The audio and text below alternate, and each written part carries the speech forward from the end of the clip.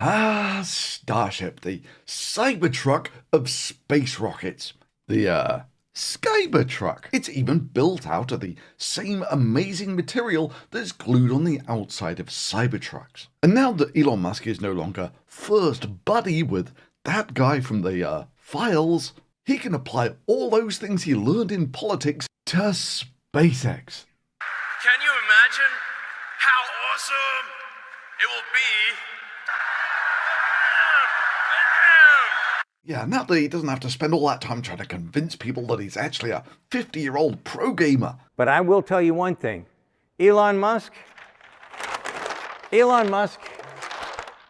is the greatest person on the planet right now. I mean, the guy is our Einstein. He can now spend 100% of his time imagining what it would be like to actually work full-time at SpaceX. To have American astronauts plant the flag. Turns off! And one thing I am confident of saying is that it's an incredible product. It's a Hall of Famer, I think. And just like the Cybertruck of the ground, the Cybertruck of the skies looks best when it's burning. Worse than the other one. You shouldn't be able to pick that up like that. Cybertrucks later this year, and I think the product, if anything, is better than expectations. So I'm just worried about if this truck was really like, it was kind of just this truck, or this truck was in a bad batch of glue or something. It really is the most, I think it's our best product. So the only panel on my truck that is original at this point is the rear doors and the tailgate. That's it. At this point, I think I know more about manufacturing than anyone currently alive on Earth. Ultra hard, cold rolled stainless steel alloy that we've developed. We're going to be using the same alloy in the Starship rocket. So we actually had to come up with a special, ultra-strong, Tesla-designed steel alloy. The Cybertruck is not a rigid stainless steel exoskeleton supertruck like it was advertised. It's a soft, supple, porous Mohs 3-level cast aluminum with the towing ability of a pop can. And boy, is Starship giving Cybertruck a run in terms of living up to its promises. I mean, remember, it's less than a year ago that SpaceX said they would be launching 25 times this year in 2025. Wow, just truly wow, that's an amazing increase in flights. And we're, thus far 6 months into 2025, and they've launched once, twice, 3 times, and all 3 of them either melted or exploded first, then melted. And looking at this, the would-be Flight 10 just decided to expedite matters and just blow up during testing. But remember, the payload is the data. Primary payload on this flight, once again, as always, is data. And the data they've learned thus far from test flights are 1, 2, 3, 4, 5, 6, 9. What they've learned from the first 9 test flights is that trial and error is a really dumb way of making rockets. Progress is not measured by single flight tests. It's whatever that timeline overall is. Yeah, it's not a single flight test anymore. You've blown up 10 of these things. And as Musk will tell you in a bit in this video, they still do not have a path to a functioning vehicle. On Mars, making life multiplanetary. Every time we're learning something from these flights. There are always lessons in failures. Yes. You must be very wise by now. So let's see what they learn from flights 1 through 8 actually help them out with the objectives of Flight 9. And ship will remain suborbital. We will be deploying 8 Starlink simulator satellites and then head towards re-entry. We'll relight a Raptor engine as well as test experiments during re-entry, such as missing tiles, metallic tiles, loading the vehicle's flaps, and then ship will attempt a flip maneuver. And if all goes planned, we'll conclude the test with a soft water splashdown in the Indian Ocean. Yeah, so we're currently just finished Flight 9, which failed to achieve the goals of Flight 1, which was meant to be a little suborbital hop to the Indian Ocean. You know, because raining 100 or so tons of burning metal, travelling significantly faster than railgun bullets all over the USA, so you can practice your trial and error landings, might not go down so well. It's exactly what we planned for. You know, we do plan for if something does go a little bit off nominal, that we have enough airspace cleared out for situations just like this. And it's going to make an uncontrolled reentry. Important to note, this is a contingency that is planned for, and we clear the zones in the Indian Ocean where these entries could take place.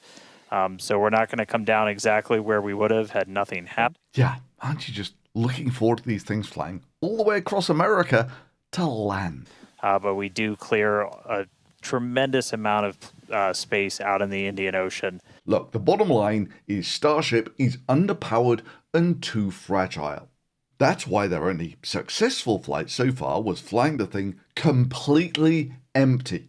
Oh, sorry, not completely empty. They did take a banana to the Indian Ocean, which may turn out to be the greatest achievement of the space Cybertruck. The second they tried to put any actual payload on it, and we're only talking a few tons here, the failure rate goes up to 100%. Every single time they've tried to put a payload on this thing, it blew up. But hey, in taking that banana to the Indian Ocean, they totally nailed it. Well worth the $3 billion of taxpayers' money that's thus far been spent on this. You have to throw money in a hole and set it on fire to make money. Okay, but why the government pours gasoline into the money hole and lights it on fire to make sure all the money...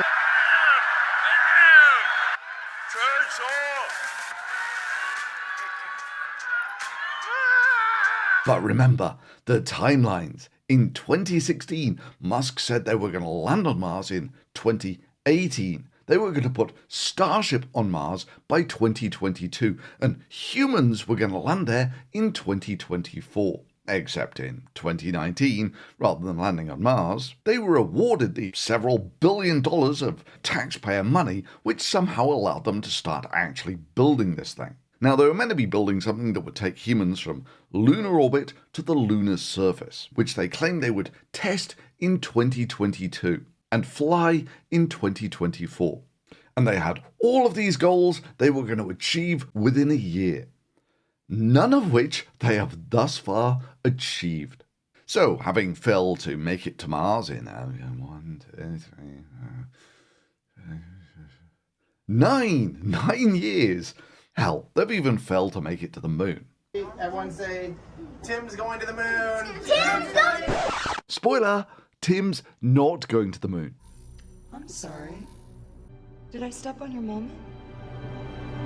Grandpappy said there was a moral there about not worshipping bullshit merchants who will tell you whatever you want to hear.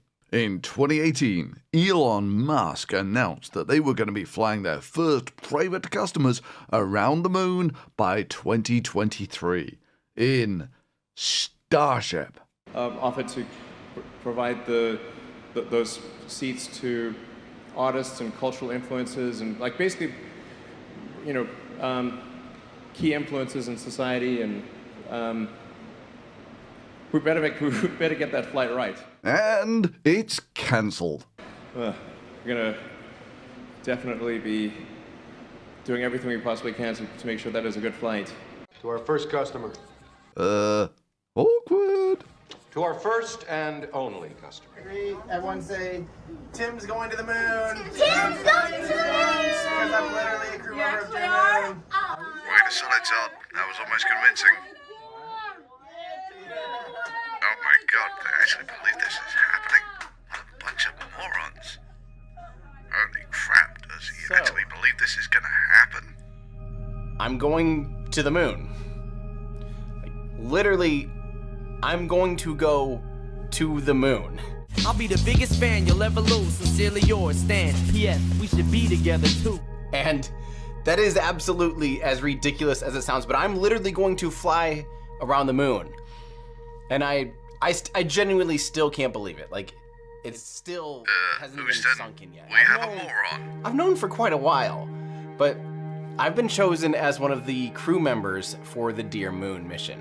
Meet Dim Todd. He's a rocket expert. Now, there are plenty of tards out there living really kick-ass lives. My first wife was tarded. She's a pilot now. Oh, sorry, I seem to have got the clips a little mixed up there. And I teach rocket science on YouTube. I used to be a professional photographer. But for a rocket expert, he sure believes in a lot of stupid things about rockets. Like shouting, "I'm going to be on that thing," while pointing at an out-of-control rocket that if he were on it, he would be literally a minute away from death.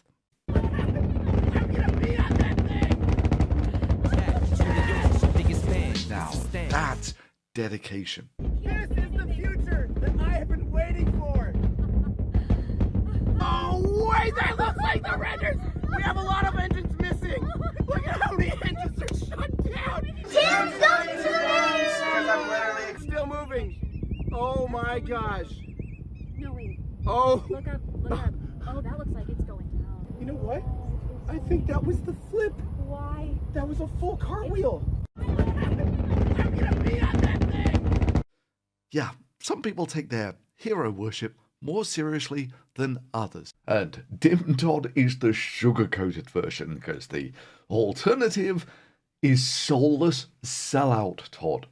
You know, where you can stand and look in the eyes of the guy who confidently told you that he would fly you around the moon. Now you're stood there listening to him telling you that merely landing on the moon is just too small an objective for him. So the goals of Artemis, I think, are feeble. They're just objectively feeble. And absolutely. you said tonight that you might be flying people in a year in this thing?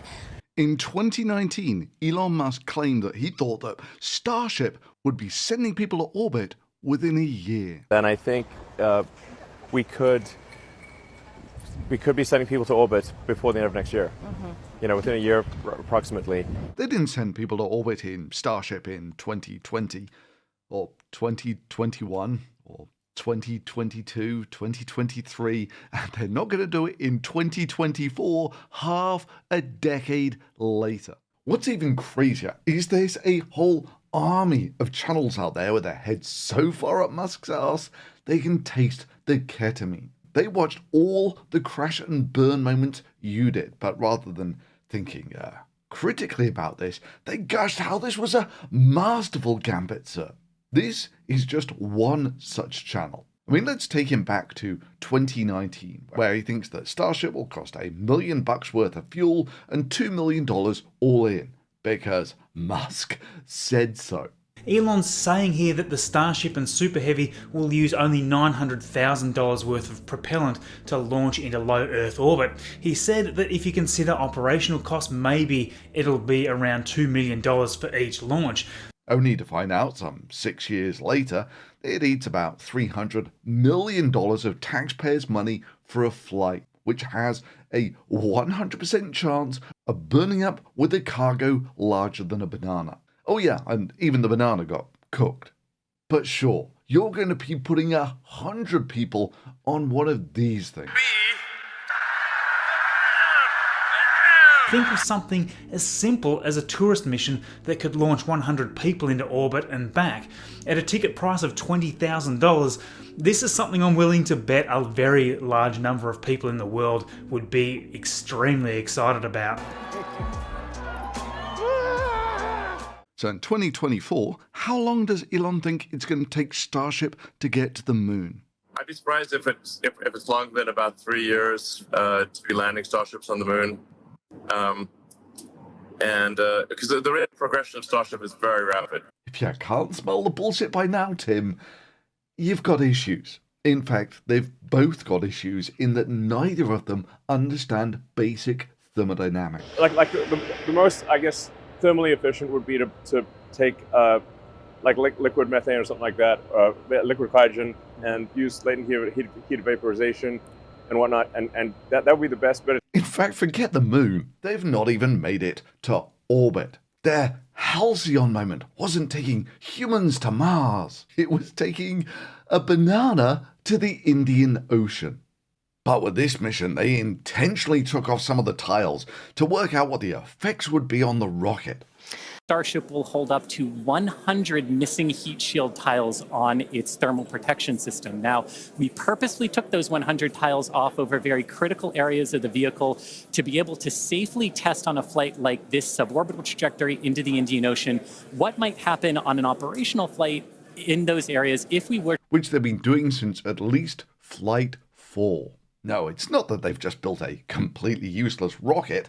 You know, the sort of thing where the only useful thing they can do with it is fire off this super expensive government-funded firework, you know, to the Gulf of Mexico and Indian Ocean, so they can learn what happens if a heat tile falls off. Thing is, most of this stuff had been done, and intentionally on previous flights where tiles randomly fell off. And shock and horror, it just melts a hole in the ship. Wow, who could have seen that coming? Like, it wasn't bloody obvious to anyone who knew anything about re-entry. And of course, Musk's not wasting his own money finding this out. He thinks it's far more sporting to spend other people's money. But no, fine. On Flight 9.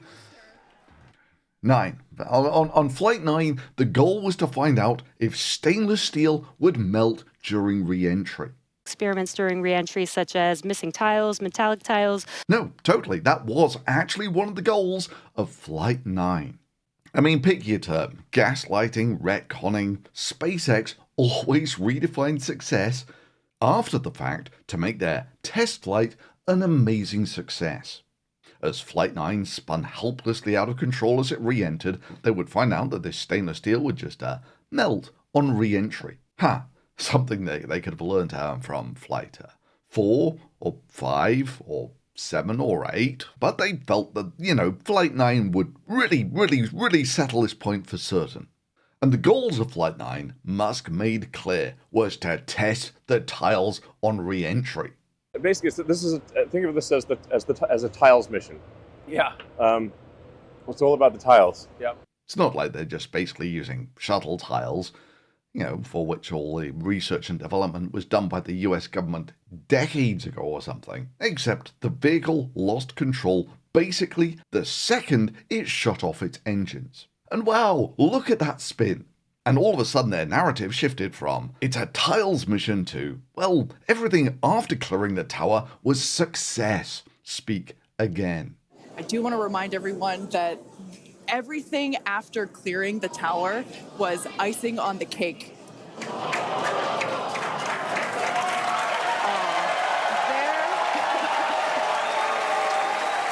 But just the fact that we, you know, got it into space was just a really big moment for a lot of the team. Thing is that SpaceX has a long history of this 1984 speak thing.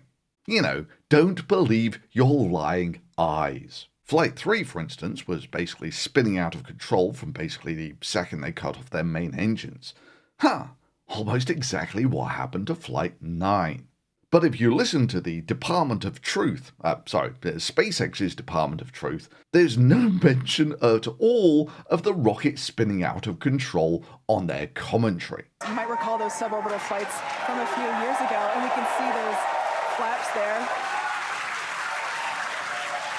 So getting data on aspects like heating and control to inform you that your rocket is than we did before. upside down. Critical to eventually bringing Starships back from space for rapid reuse. So I mentioned those flaps. That's one of the things that enables Starship to help control itself and survive. Your rocket is in space. Those flaps do nothing. To occur around T+49 minutes. So we're getting pretty close here. And what you're seeing here, it looks like the vehicle is sort of moving back and forth. Part of what you're also seeing is one of the cameras, this onboard view that we have. Yes, uncontrolled entry means that this vehicle is about 2 minutes away from being molten metal raining down on the Indian Ocean. But the flaps work perfectly. The heating and the loads that Starship is going through right now are what it would be getting. Yeah, and if you'd been watching in the Indian Ocean, you'd be about 30 seconds away from seeing this. In fact, Musk even took a victory lap at SpaceX, curiously not mentioning that this was basically the Starship burning up out of control.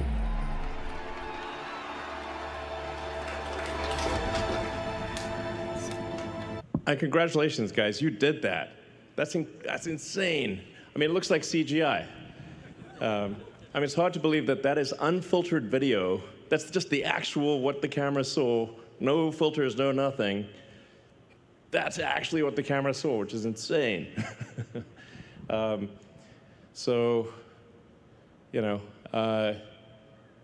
doing incredible work that I think almost no one thought would actually happen. So it's wild that this... Likewise with Flight 9, even though you can see merely seconds after the main engines have shut off that it's starting to spin, there isn't a single mention of this by the SpaceX commentators until some 20 minutes later, by which time your options for pretending that it's not in this spin are limited. All right, if you're just tuning in, we are about 30 minutes into today's flight test, and the ship is on its suborbital trajectory. As you can see in some of the views and from some of the telemetry, we are in a little bit of a spin. It burned up, so SpaceX immediately gaslighted everyone that the goal was testing the booster. If you're just now joining us, we did have an on-time liftoff from Starbase Texas at 6:30 p.m. Central Time of the Flight 9 vehicle. Basically, think of this as a tiles mission. Yeah. It's all about the tiles. Yep. The Super Heavy booster flew for its second flight. It first flew on Flight 9 and made its way to take ship all the way up to stage separation, doing its second flight ever, which is pretty incredible. We did lose the booster on the way back down, as we did fly it back down at a higher angle of attack. So as expected, we did have it demise on the way back down. Yeah, we were able to get all the way to that landing burn, though. So we made it through that higher angle of attack. So a lot of great data that's going to help us improve those. Basically, think of this as a tiles mission. Future booster flights. Yeah, we did do the directional flip, and it worked. Yep. It was actually Flipped a great right view direction. that we saw. And then ship continued 6 healthy Raptor engines in the beginning of its flight, making it all the way to Seco and coasting for quite a while. That's why I call this the tiles mission. Yeah. It's all about tiles. We made it to the expected time that we would open up the payload door. Unfortunately, the door did not open as we expected it to, so we did not deploy the 8 Starlink satellites. Yeah, we ran into a couple of issues once ship got there, but I can tell you it was a pretty crazy moment for a lot of the people that were standing here for ship to make it there. It's been a couple of flights, but it was really exciting to see. Yeah. It's all about the tiles. Yep. We ran into some issues on orbit. We weren't able to deploy the Starlinks. We eventually lost attitude control, dealing with some propellant links inside of the ship, and we did lose attitude control. And just to confirm, we did lose contact with the ship officially a couple of minutes ago. I mean, there are other things we can do. Like we can, anyway, there's about like 20 different things you can do to solve the problem. We just need to solve the problem. Right. Just to really highlight that means they're at flight 10 and they don't have a solution yet. They're still looking for one. Yeah. There's about like 20 different things you can do to solve the problem. We just need to solve the problem. 15 years Musk's been going on about fully rapidly reusable rockets. So the pivotal breakthrough that's necessary, that some company has to come up with to make life multiplanetary is a fully and rapidly reusable orbit-class rocket. And of course, Musk goes on to say that the Falcon 9 was going to be fully and rapidly reusable. We have a design that, on paper, doing the calculations, doing the simulations, it does work. It will show you a simulation of what we plan to do. Now that simulation is mostly accurate. Except rather than being fully and rapidly reusable, it wasn't rapidly reusable. And it wasn't fully reusable either. In the second stage, they never recovered that. And the Dragon capsule, of course, was going to be propulsively landed like this. You know, thanks to all that great iterative design that SpaceX does. Oh, and we're going to try to send something to Mars on every Mars rendezvous from here on out. So Dragon 2, which is a propulsive lander, we plan to send to Mars in a couple years. and then do probably another Dragon mission in 2020. In fact, we want to establish a steady cadence that there's always a flight leaving, like a train leaving the station. And they did kind of deliver a steady cadence in that 2018, they sent no missions to Mars. And in 2020, they sent no missions to Mars. And in 2022, they sent no missions to Mars. And in 2024, they have no plans of sending anything to Mars. And if you're holding your hopes out for 2026, I think they've established their steady cadence. And after all that iterative design of failures, the propulsively landed Dragon capsule was a great success. Right? Nope, after 5 or so years, they just cancelled it. So after some 15 years, they only ever managed to reuse the booster, which even according to Musk, is the easy bit, and would be the easy bit with the Starship. And then development of the booster. We actually think the booster part is relatively straightforward because it amounts to a scaling up of the Falcon 9 booster. So we don't see a lot of sort of showstoppers there. And it turns out getting the booster back is by far the easiest part of doing this. So here we have the vehicle's energies translated into tons of TNT. And that little bit down there, that's the energy of the booster. And that's the energy of the Starship. So as you can see, the booster has 1/100th of the energy of the ship. So from when the booster is falling, it has a lot of height, a lot of potential energy. That's the green line. And as it falls, it converts that into velocity, kinetic energy. That's the red line.